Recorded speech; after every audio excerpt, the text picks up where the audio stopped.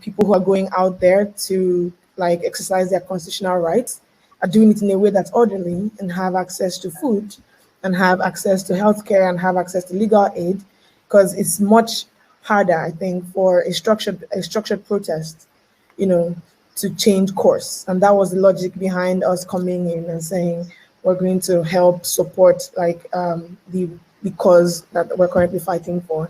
So what I learned though is that it's a very thankless job, and no matter how like how well intentioned you are, there's people who are determined to misunderstand it.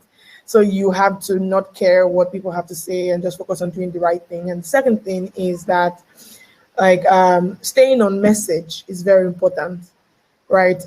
By like maybe towards the end of the protest, and this is what the government has termed hijacking, there was additional messages to the central core of the protest, which was NSAS, and that like started to, for all intents and purposes, give cracks, you know, in the whole thing. And I think that those are like the two major things I learned. Like just focus on the goal, focus on the core of it. Hey, look, we're six now, and then stay on message. Staying on message is perhaps, and I think that feeds into the ideology thing that you were saying, JJ, that there has to be a central thing that everyone believes in, a central vision, a central mission, and that the entire movement is built around. Because once you allow any other thing to permeate into that core center, it kind of starts to lose it. I agree with you, everything you said, 100%. Mr. Moderator, I was filling in for you. Welcome back. I just read on their platform, we take maximum of 5, so it's interesting that we can be 6. Well, good that we're complete now. Hello, can everyone hear me? Positive. Yes. Yeah. Oh, thank goodness. All right. Apologies to our viewers for that glitch. I think it's been solved now. So we'll just go straight into the issue of ideology. Personally, I share the opinion that while the NSAS protest was going on, we had the issue of people imputing what they thought should be the ideology of the movement that was being created.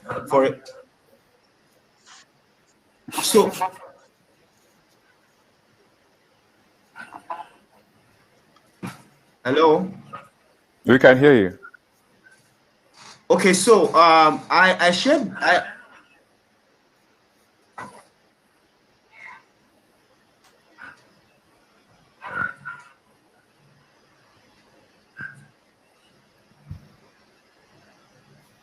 Is that from your system?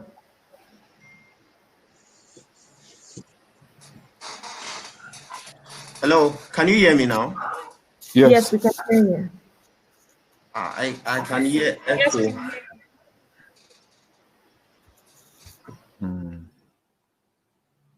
We're having double sound. I was trying to talk about the fact that we had a lot of people imputing what they felt should be the ideology for the protest, rather than just stick with the 5-for-5 demand. So people brought up bad governance. People brought up the issue of Buhari must go, and a lot of other things came up during the protest. So is ideology foundational to building of movements? I mean, 100%, because without the ideology, then why are you guys coming together? What's bringing you guys together? The ideology is your, I would say, a form of idealism that is holding you forward towards the future. That's what is driving you. You may not achieve those ideas in their entirety.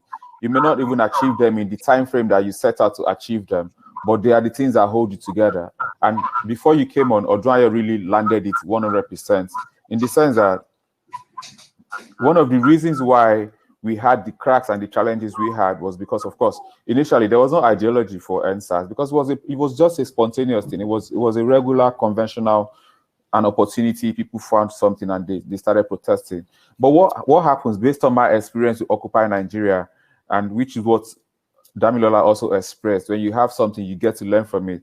What happened was that the longer the protest went on, the more people start to be emboldened to add other things to it, other issues to it.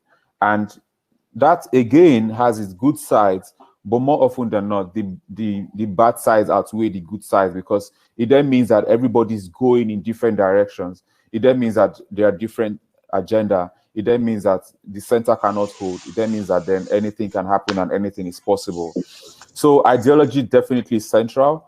I do think that what needs to happen apart from ideology is that we need to understand Nigeria's fault lines.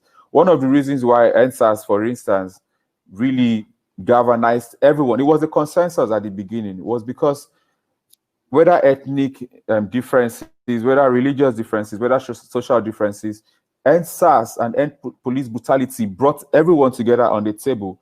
Things started to shift a little bit when people started to mention the political fathers of some people, and started to mention the people that like when you start to throw in Buhari into it, when you start to throw in Bola Tinubu into it, that guy that was joining you to do NSAS and end police brutality starts to be suspicious of your agenda. And this is a country, apart from the fact that politics generally brings in a lot of cynicism and suspicion, this is also a country that has extra layer of cynicism and suspicion. So to build a movement, that ideology is necessary. Organizing across Nigeria's fault lines is necessary. The three major fault lines, in my opinion, is ethnicity, religion, and our social fault lines. We must never assume. I love what Dami really said about going back to learn with Market Match. And I would know about Market Match because it was supposed to be my project until coronavirus changed the focus of my project. And that meant that you had to understand that even though you are shouting NSAS and police brutality, and the people you're protesting will actually have some other things that they may deem more important to them, you need to go to those places and understand what it is that is more important to them, so that you can create a consensus. And then I need to also say something. There's a lot of noise about go and get your PVC. And go and get your PVC is going to really be such a big thing as we go in 2023. But I'm sorry, if you've lost the game from before the game even gets started, what's the point of even starting that game? And I say that because as we speak, we still don't have a movement. What's going to happen towards 2023 is that we are going to be in a position where you have to decide between PDP or APC. And I'll say it again, PDP and APC have the capacity, even as they are now, to give us some form of incremental change. That's why I would never knock any young Nigerian that joins those parties to try to make change happen. They have the capacity to give us some sort of incremental change. But what Nigeria needs, in my opinion, is this continuous change, a complete paradigm shift. So you can have a governor doing well in some states. That's incremental change for Nigeria. You can have a minister doing well in some ministry. That's incremental change. You can have some young person doing some extraordinary thing in some MDA, or even not so young person doing some wonderful thing for female representation, for inclusion in National Assembly and all. Even as we speak, as supposedly bad as Nigeria is, there are elements of good things happening in certain places. Those are incremental change. What Nigeria needs is discontinuous change. And to have that discontinuous change, there's no running away from a genuine movement that brings people on board. And why do I say bring people on board? As I speak, Nigerians are not represented in elections. In Lagos, turnout is less than 20%. So out of voter registration of about 6 million people, you have 1 million people voting. That's a very, very bad thing, but that also means that there's an opportunity to harvest these people and get them on board to do stuff. Thank you so much, Omojo. We have a few minutes to go, less than 5 minutes. So I just want to take around from each one of us with what we've seen about the NSAS movement and how the protests ended. What do you think is the way forward from here, especially for young people to finally bring the change? I am careful of using change now. Bring the goods that we really need to be delivered to make Nigeria better. So I'll start from Dr. Funmi quickly.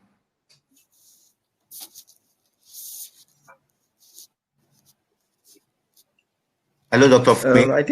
I think the way forward is, first of all, like I say, yes, I can hear you. I can hear you. Can you hear me? Yes, very well. Go on.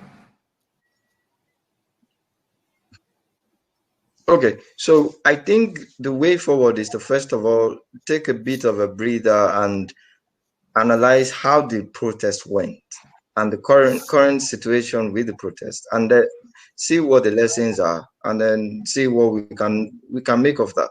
One huge thing is to get a PVC, but beyond getting a PVC, like JJ was saying, we have to think of who exactly are you going to be voting for? And are you definitely going to be voting on that particular day? But beyond voting and all of that, young people have to get active at grassroots, in their companies, workplaces, in schools, lend your voice more online and offline, those kind of little things.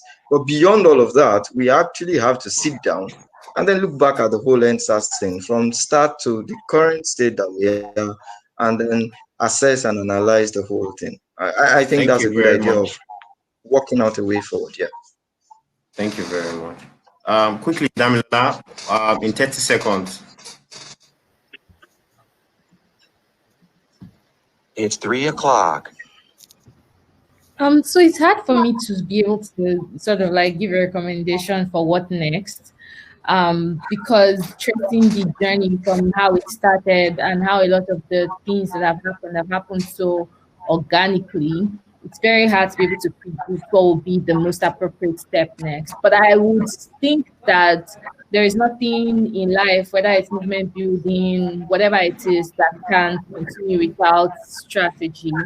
I think some people need to step up and take responsibility, because I know we wanted a leaderless movement and all of that, but at this point we really do need a strategy. So some people need to step up and take charge of what is happening and strategize, so that we have sort of like a channel that we're all going through and following. At the end of the day, we can maintain our decentralized sort of like organization to a great extent, but at the core of it, the thing that binds us all together in the movement, we would definitely need some people heading the strategy department.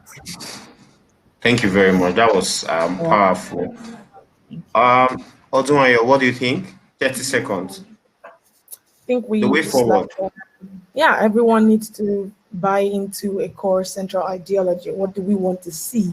Distill that into very simple, very catchy messages and find a way to distribute. If we don't have distribution, we can't win. Thank you so much. All right, to our viewers, guests who have joined, and to the panelists, JJ Omojuwa, Damilola Marcus, Dr. Funmilayo Ogunsanya, Odunayo Oweniyi, and Uloma Nwoke, who couldn't get in because of technical issues. Thank you so much. It's been a very great year on this panel, and we hope that we must have taken one or two things that would be useful to making Nigeria the country of our dreams, and it will be the better for every one of us. Thank you so much. Temidayo Siddiq, I'm signing out. Thank you very much. Bye. Thank you.